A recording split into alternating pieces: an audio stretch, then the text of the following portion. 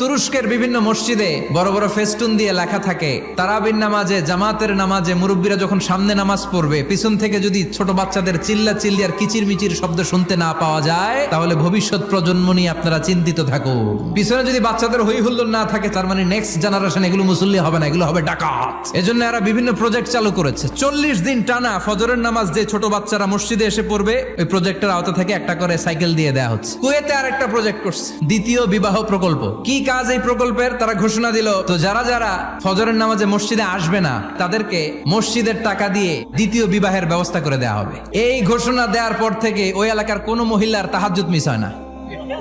ফজর তো অনেক দূরে, তাহাজ্জুদের সময় থেকে হাজবেন্ডে ডাকা শুরু করে, মসজিদে যাও। অনেক দেশে তারাবি পড়েছি রামাদানে, ছোট বাচ্চারা পিছনে অনেক কিচির মিচির করে, হঠাৎ অ্যানাউন্সমেন্ট দেয়, বাবা মারা ছেলে মেয়েদেরকে শান্ত করেন। কিছুক্ষণ শান্ত, 2 রাকাত পরে আবার চিল্লাচিল্লি। এজন্য ছোট বাচ্চাদেরকে মসজিদ থেকে তাড়িয়ে দেওয়া যাবে, এদেরকেও নিয়ে যান।